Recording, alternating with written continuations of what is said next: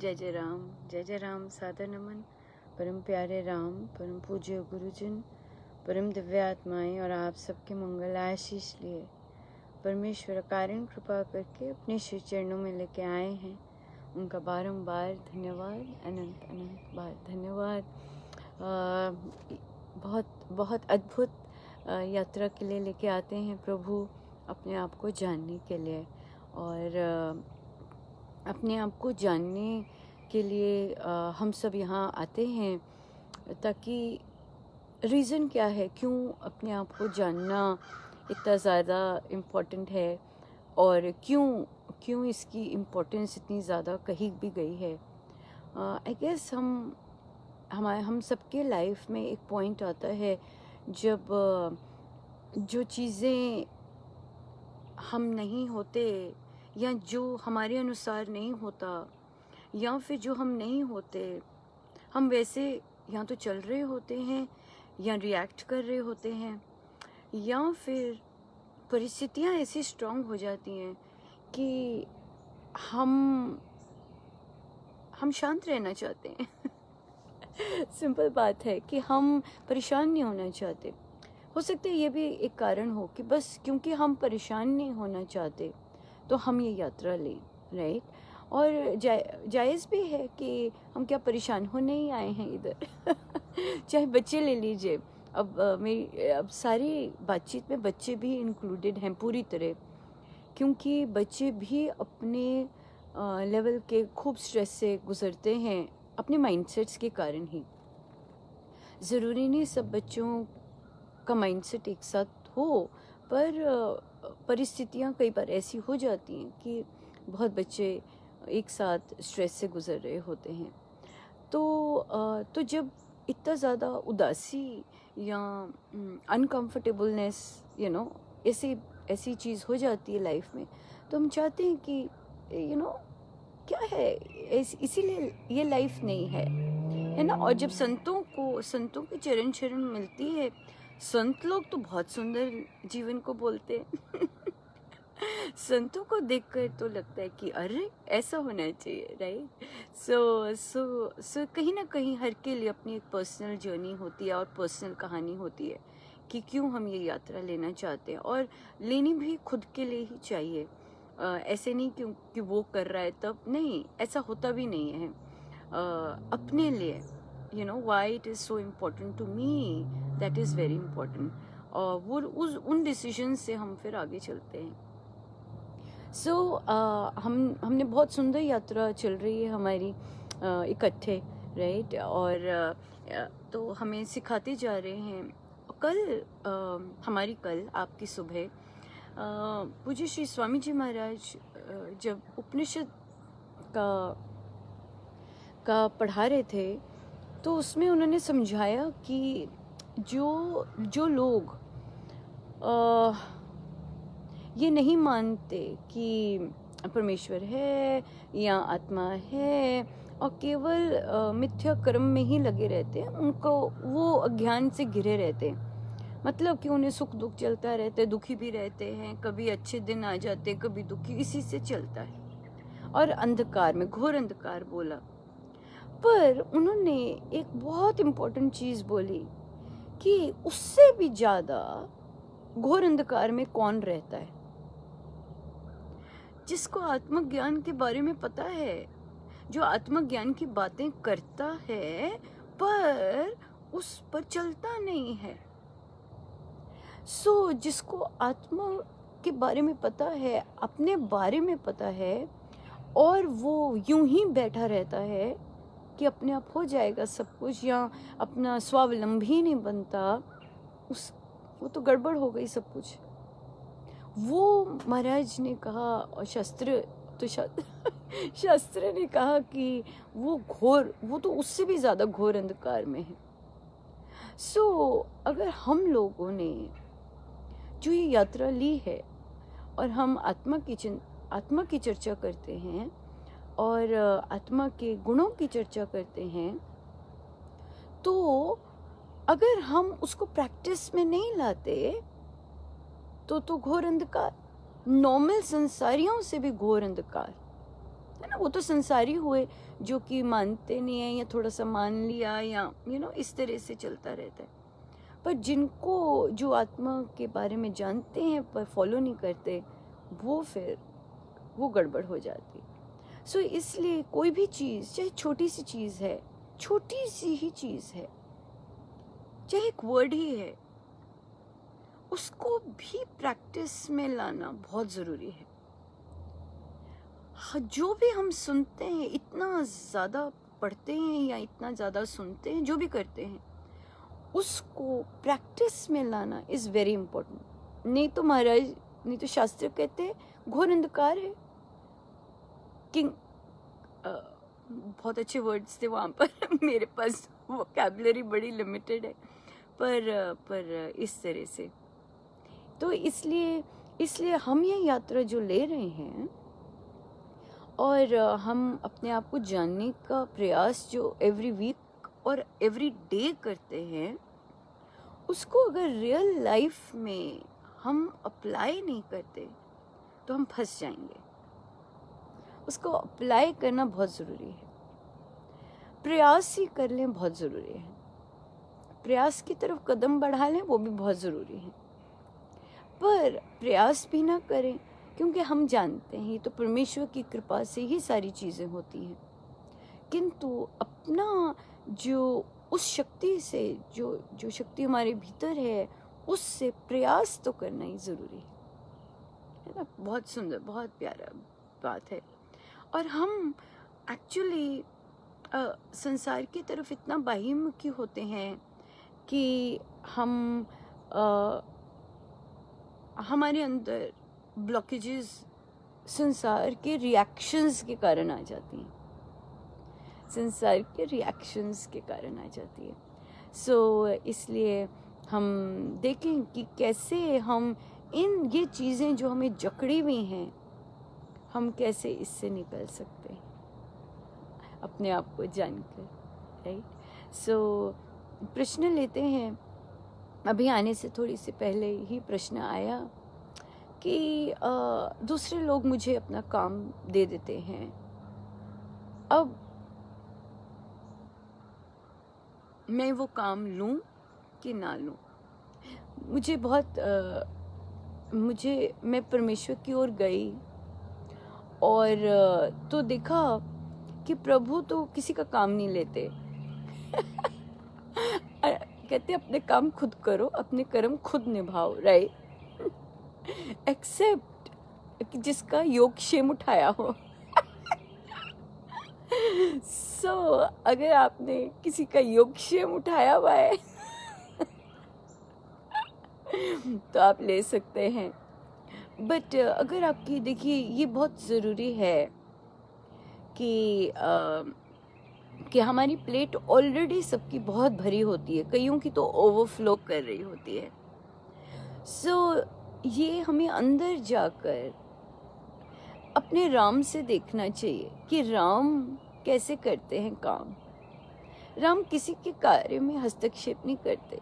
आप कह भी दो आज, प्रभु ये जरा मेरा कर देना और अभी आप प्रभु के हुए नहीं हो, आपको नहीं लगता, आपको लगता है कि प्रभु करेंगे। प्रभु बड़े क्लियर हैं अपने नियम में। प्रभु कहते मैं कभी किसी के मैटर्स में इंटरफेयर नहीं करता, है ना। गीता जी बोलते हैं।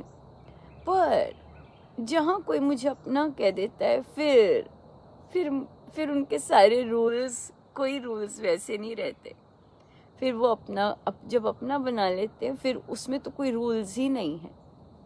सो यहाँ पे हमें ये निर्णय लेना है कि हमने किस तरह से काम करना है। अगर हम कर सकते हैं, हमारे लिए संभव है, हमारे में इतनी क्षमता है, हमारे पास इतना समय है, हम कर सकें तो कर सकें। अगर आपको लगता है कि हर समय ही ऐसा पैटर्न रिपीट हो रहा है, इसका मतलब कि हमारी पर्सनैलिटी में हमने उन्हें अलाउ किया है कि वो हमें देते रहे। हमने अलाउ किया हुआ है, तभी कोई देता रहता है। चाहे कोई काम हो, चाहे प्रशंसा हो, चाहे नेगेटिव शोषण हो, हमने अलाउ किया होता है कि हाँ देते रहो, इस तरह से। तो कैसे करना होगा? नहीं अलाउ, बहुत ढंग होते हैं, है ना। कई बहुत स्पष्ट होते हैं, कईयों का बहुत स्पष्ट क्लियर कट होता है कि हम सीधा बोल दें नहीं, सो सॉरी, या आप कीजिएगा, या आपका कार्य, कोई हेल्प चाहिए तो बता दीजिएगा, ऐसे हो सकता है। जैसे एक बच्चे ने कहा मुझे कि आंटी मेरे लिए टाइम टेबल बना दो, तो महाराज ने ढंग बता दिया कि देखिए ऐसे ऐसे टाइम टेबल बनाया जा सकता है, आप गुरुजनों के आगे बैठिए, है ना, आप गुरुजनों के आगे बैठिए और ये कार्य जो आपका अपना है कैसे करना है वो बता सकते हैं, कैसे करना है वो बता सकते हैं, पर जो आपका कार्य है वो तो आपको ही करना है, राइट। सो बच्चों को और बड़ों को भी तभी चीज़ आएगी, हाँ आपको बता देते हैं, है ना, आपको बता देते हैं, सिखा देते हैं, पर करना तो आपको ही होगा। जैसे हम साधना करनी तो सबको अपनी ही होगी, बता देते हैं, गाइडेंस हो जाती है ना। एक दूसरे से मिलकर, एक दूसरे के प्रश्नों से हम लोगों को और खुल जाते हैं, खुलता है कुछ, अरे ऐसे कर सकते हैं, अरे ऐसे कर सकते हैं, है ना। सो इस तरह से बहुत सुंदर आता है और हम इस यात्रा पे चलते हैं। तो चलिए, हमने ध्यान के माध्यम से ये यात्रा आरंभ करनी शुरू की है अब और हम चलते हैं ध्यान पर। सो हम अब फिर से सीधे होके बैठें,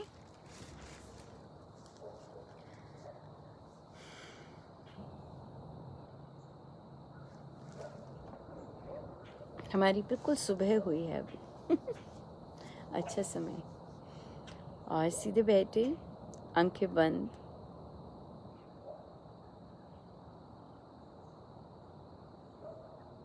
लंबी सांस लें,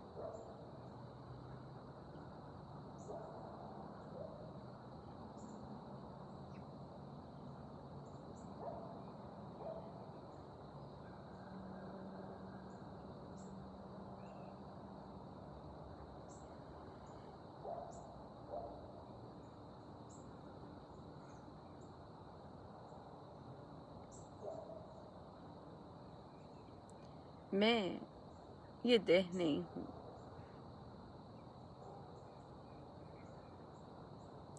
इस देह के जाने का समय निश्चित है, ये मंदिर है,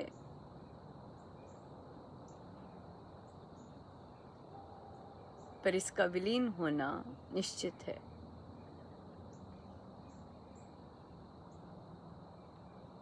मैं मन भी नहीं हूँ, क्योंकि मन तो विचार हैं,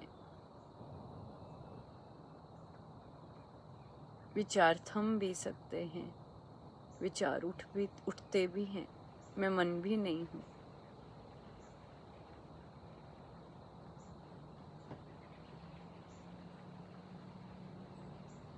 मैं अंदर की मांसपेशियां या फिर इंद्रियां भी नहीं हूँ। आज क्रोध आ गया, कल अटैचमेंट हो गई, नहीं, मैं ये सब भी नहीं हूँ।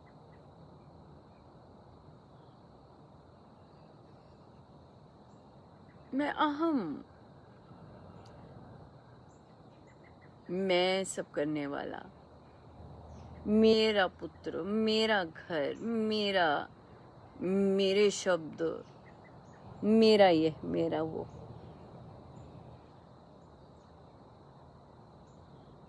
ये भी नहीं हूँ।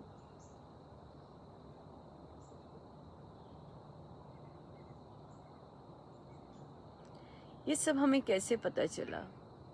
संतों से। ये संतों के वचनों पर हमने विश्वास किया तो पता चला।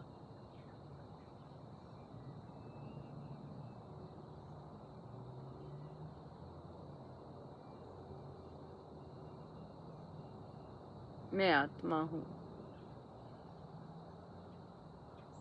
जो कभी नहीं मरती या मरता, परमेश्वर का अंश हूबहू ऐसा।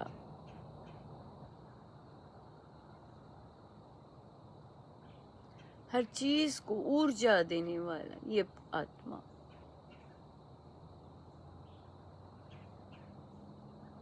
अनंत ऊर्जा वाला, अनंत शांति वाला, अनंत सुख वाला, अनंत आनंद वाला। पर हमें ये सब कुछ भी नहीं छूता। कभी कभी छूता है, हर समय नहीं छूता।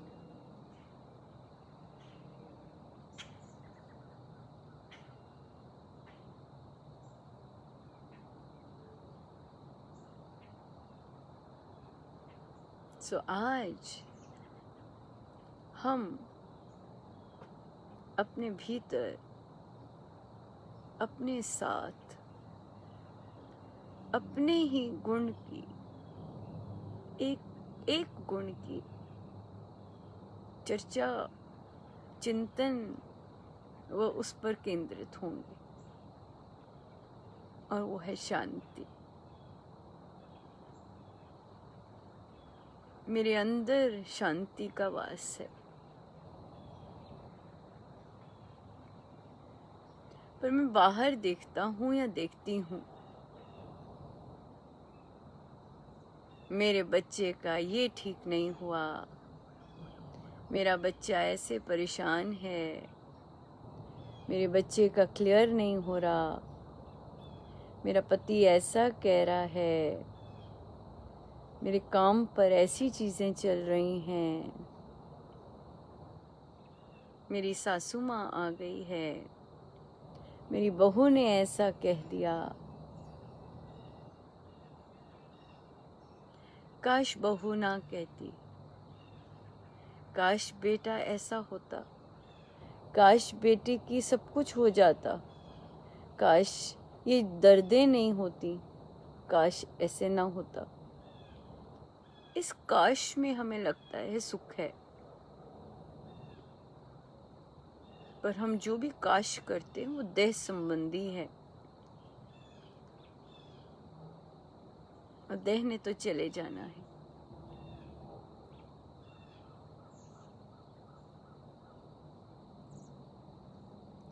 सो हम भीतर आए, बार बार आए, बार बार आना भी पड़ेगा। अपने आप के साथ जान पहचान करने, दिन में एक बार नहीं, अनेकों बार आना पड़ेगा। अपने साथ अपने साथ मित्रता करने, अपने भीतर की जो गुण है शांति का, उसमें बार बार डुबकी लगानी। चाहे कोई भी है, चाहे स्टूडेंट है,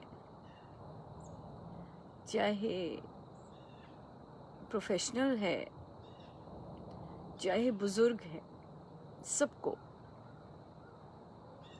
अपने साथ कनेक्शन करना ही पड़ेगा। वहीं से शांति आएगी, वहीं से ऊर्जा मिलेगी।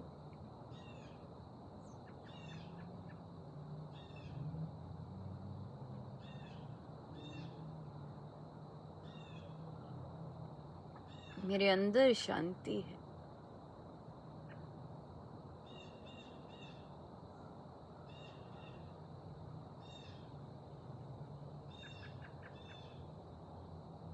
अथाह शांति है। इतनी शांति है कि सारे विश्व को भी शांति मिल सकती है।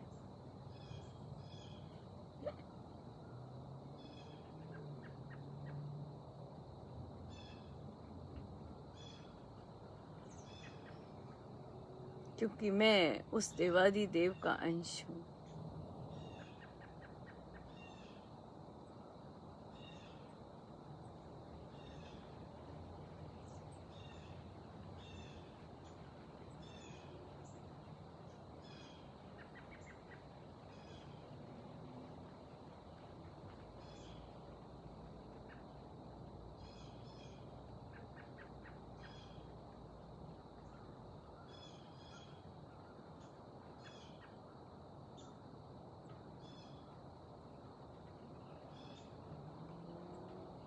मेरे अंदर शांति हर समय प्रवाहित होती रहती है।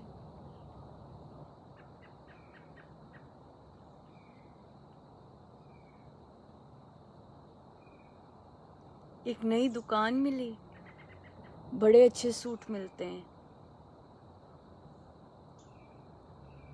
बड़े रीजनेबल हैं। ऑनलाइन भी मिल जाते हैं। बार बार जाते हैं, कोई नया आया, बार बार विजिट करते हैं। अगर डेटा निकाला जाए तो पता लग जाएगा कितनी बार आए हम। बड़े अच्छे सूट हैं।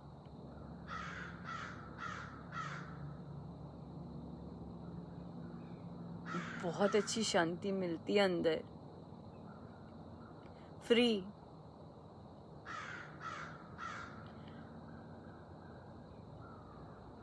आ सकते हैं, जितनी चाहे शांति उतनी मिल सकती है, पर अंदर आना है, बार बार विजिट करना है। बाहर कुछ मिल जाए पढ़ने को, मन शांत हो जाए, किसी से फोन कर लें, मन शांत हो जाए।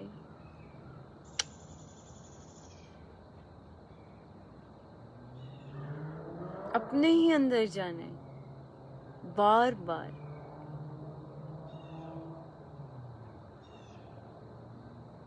बार बार पुश करना है, बार बार अंदर जाना है।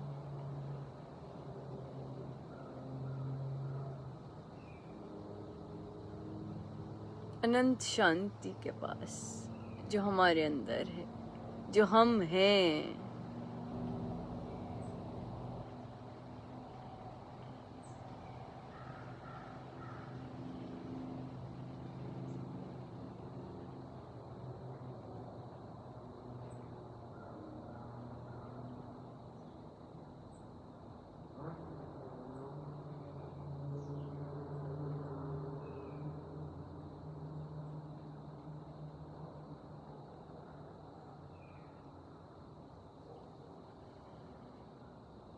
जितनी देर हो सके हम अपने साथ बैठें,